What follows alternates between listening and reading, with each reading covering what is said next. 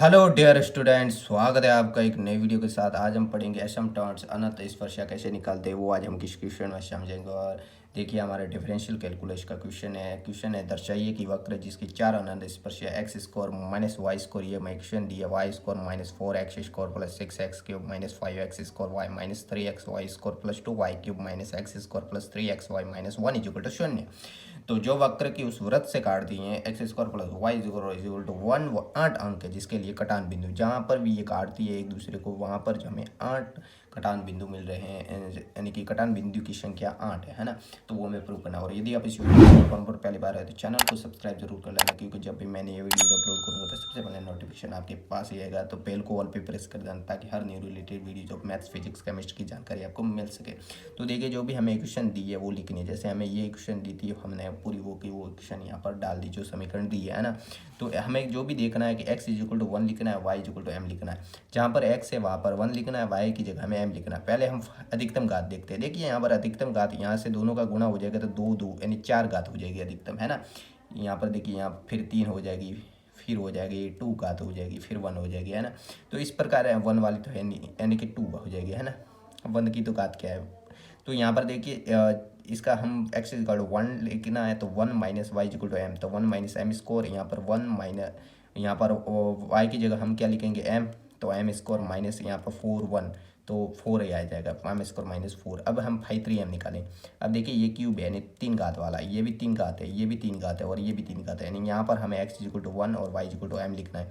5 3 M क्या हो जाएगा 6, 1 का क्यूब यानी 1 ही हो जाएगा, तो 6 माइनस यहाँ पर हो जाएगा 5 और वाई की जगह एम हो जाएगा माइनस 3 एक्स की स्कोर यानी 1 का स्कोर, तो 1 ही हो जाएगा 3 और 3 m हो जाएगा ये यहाँ से, ठीक है। यहाँ से 2y क्यूब हो जाएगा, 2m स्कोर हो जाएगा, ठीक है।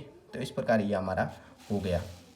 यहाँ से देखिए 5 2 हम निकालेंगे। 5 2 निकालने के लिए यहाँ से सीधी सी बात है -1 प्लस यहाँ सीधी ये 3m हो जाएगा।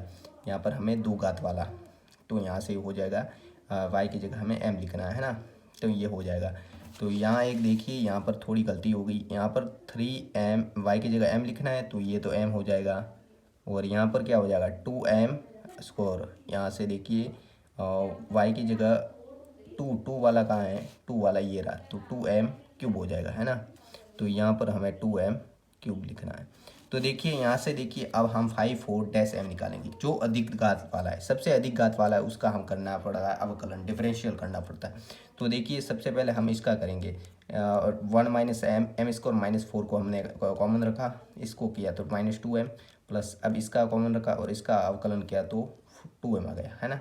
तो यहाँ से 2m कॉमन हो जाएगा, यहाँ से हो जाएगा -m square plus 2m common हो जाएगा -m स्क्वायर प्लस और ये हो जाएगा 4, और यहाँ से कॉमन हो जाएगा 1 माइनस m स्क्वायर, है ना। 2m कॉमन लिया है तो ये माइनस अंदर जाएगा, तो ये माइनस का हो जाएगा, ये प्लस का हो जाएगा, है ना। 2m इक्वल टू यहाँ से देखिए 4 और 1 5 हो जाएंगे, ये -2m स्क्वायर 10m, यहाँ से गुना हो जाएगा -4m क्यूब।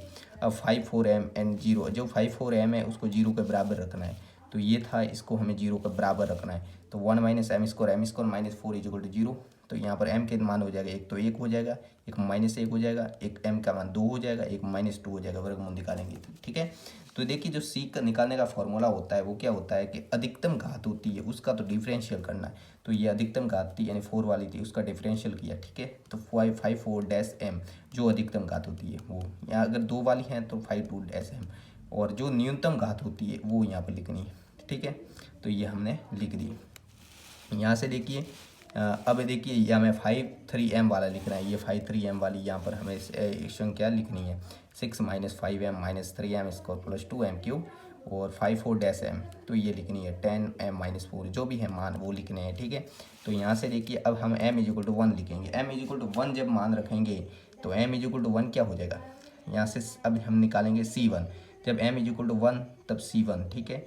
तो 6 माइनस m की जगह 1, तो 6 माइनस 5 m की जगह 1 3 प्लस 2, तो यहाँ से भी 10 माइनस 4 हो जाएगा। तो 6 में से 5 गया, 3 में से 3 0 और 2 10 में से 4 6, तो इसको 0 के बराबर ही रखना है ना। तो यहाँ से देखिए y equal to m1 plus c1, तो ये उसका उत्तर 0 आ गया। तो y m की जगह हमें क्या लिखना है x प्लस 0, तो y equal to minus x equal to 0। पहले तो m इक्वल टू 1 अब ये जगह देखो m इजिकल टू -1 पर निकालेंगे। C2 इजिकल टू जहाँ जहाँ m था वहाँ पर हमें -1 लिखना है। तो ऊपर वाले में भी किया, नीचे वाले में भी किया, तो -6/-6 यहाँ से कट गया था, -1 इजिकल टू +1 हो जाएगा। तो y इजिकल टू m2x। अब देखिए जब हम m2x और C2 निकालेंगे तो यहाँ से सीधी सी बात है क्या हो जाएगा। देखिए अब उसमें m1 था, अब यहाँ पर m2 है ना, तो m2 इजिकल टू यहाँ पर क्या माइनस है, तो -x यानी कि -1 इंटू एक्स -x ही हो जाएगा प्लस C2 की जगह में क्या लिखना है 1, तो y या माइनस का उधर प्लस -y प्लस एक्स, ये -y plus x -1 equal to 0। तो इस प्रकार ये हमारा हो गया m3 इजिकल टू हमें 2 लिखना है, m3 इजिकल टू 2। तो देखिए C3 इजिकल टू माइनस जहाँ पर m वो 5/3 है वहाँ पर हमें 2 लिखना है, और 5/4 m है वहाँ पर हमें 2 लिखना है, फिर हमें सॉल्यूशन करना है। तो इस प्रकार इसका सॉल्यूशन करेंगे तो यहाँ फॉर्मूला लगाना y is equal to m3x plus C3। m3x का मान क्या आ गया, m3x यानी 2, m3 हमने 2 माना था, 2x प्लस C3 आ गया 0, तो y -2x इधर जाके 0। इस प्रकार ये हमारी एक इक्वेशन ये प्राप्त हो गई। अब m4, अब एक और हमने हमारे मान क्या आया था, हमारे मूल आया था -2, तो -2 लिखना है। तो C4, अब C4 देते हैं माइनस m की जगह में -2 लिख के सॉल्व करना ऊपर और नीचे। तो इस प्रकार इसको सॉल्यूशन करेंगे तब उत्तर आएगा 1। तो m4 की जगह में 1 लिखना है, तो यहाँ से सॉरी यहाँ पर -2x प्लस यहाँ पर 1 लिखना है। तो इस प्रकार ये हो जाएगा y plus 2x -1 equal to 0। इस प्रकार हमारे 4 एसिम्पटोट्स आनंद स्पर्श आ गई। तो अब हम क्या करना है कि जब ये उस वृत्त पर काट दिए, ये हम कैसे प्रूव करेंगे, जब हमें इक्वेशन दी थी, क्या इक्वेशन दी थी, ये पूरी लिखनी है, उसको हमने इक्वेशन नंबर 1 दे दिया। अब हमें एसिम्पटोट्स क्या प्राप्त हुए, जैसे y -x, फिर ये प्राप्त हुआ था ये y प्लस x -1, एक ये प्राप्त हुआ, y -2x, एक ये प्राप्त हुआ है। अब इन चारों का गुणा करें और इन आपस में गुणा करें, और जो उत्तर आए इसका और इसका इसमें आपस में घटा दे तो ये उत्तर आए, तब तो है सिद्ध। तो ये इतना करने की ज़रूरत नहीं, आपको सीधे एग्जाम में ये पता है कि अगर उसने कहा है तो हो गई। अगर देखिए यहाँ इसका गुणा कर दो पहले, फिर यहाँ से इसको सॉल्यूशन कर दो, क्योंकि बहुत लंबा हो जाता है, इसलिए मैंने कम टाइम में मैं ज़्यादा वीडियो करना चाहता था, इसलिए मैंने ये किया। तो और इनका आपस में गुणा कर दो, जो आए उसमें से घटा दो, तो ये आएगा, कट जाएंगे सब आपस में, जो ये सिद्ध करता है कि वक्रों को वृत्त इस बिंदु पर काटता है। ठीक है, और कटान बिंदु का जो फार्मूला होता है वो n-2 होता है। तो अधिकतम हमारे क्या था 5/4 m था, तो 5/4 था, तो 4 यहाँ पर लिखना है, तो 4 तो 4 में से 2 गया, पीछे रह गए 2, और यहाँ से 4 इंटू 2 इक्वल टू 8। तो उसने भी यही कहा था 8 बिंदु 8 पर काटता है। तो इस प्रकार ये हमारा सिद्ध हो गया। Thanks for watching the videos. मिलते हैं नई वीडियोज़ के साथ, तब तक के लिए धन्यवाद। ऐसी वीडियोज़ को सब्सक्राइब जरूर करना है, वीडियो को ज़्यादा से ज़्यादा अपने साथियों के साथ शेयर कीजिए। वीडियो पसंद है तो वीडियो को लाइक करना ना भूलिए।